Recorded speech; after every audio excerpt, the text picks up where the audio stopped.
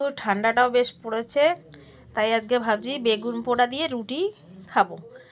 আর মা বলছে ভাত খাবে, ঠিক আছে বেগুন পোড়া রুটি দিয়ে ভাত দিয়ে দেখি কোনটা খেতে বেশি টেস্টি হয়।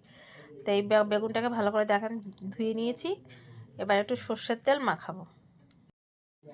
এই যে আমার হাতে সর্ষের তেল ঢেলে নিয়েছি, এবার এটাকে মাখাচ্ছি।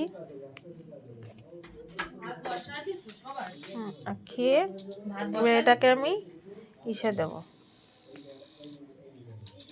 গ্যাসের উপরে দেব।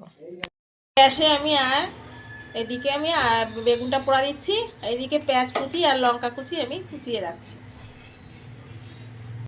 এই যে আমি লঙ্কা কুচি, এই যে এর ভেতরে ঢুকে গেছে আর পেঁয়াজের মধ্যে লঙ্কা কুচি, ধনেপাতা কুচি আর হচ্ছে পেঁয়াজ কুচি করে রেখে দিয়েছি। এবার বেগুনটা পোড়া হলেই ওকে মাখিয়ে নেব। পোড়া হয়ে গেছে, আর এদিকে আমি কাঁচা লঙ্কা তারপরে পেঁয়াজ আর ধনে কুচি রেখে দিয়েছি। এখন এই বেগুনের খোসাগুলো ছাড়িয়ে মাখবো। বেগুনটা ছাড়িয়ে নিলাম মাছগুলো, আর এখন দেবো একটু লবণ আর হচ্ছে এই যে সর্ষের তেল, এটাকে এখন চটকাবো। আর পাশে রাখা যে রুটি আছে, এই রুটি দিয়ে গরম গরম রুটিতে খেতে হেভি লাগবে। বেগুন পোড়া একজনে খাবে ভাতের সঙ্গে, এই জন্য ভাতের জন্য দিলাম। এটা নতুন, দেখি ভাতের সঙ্গে কেমন লাগে।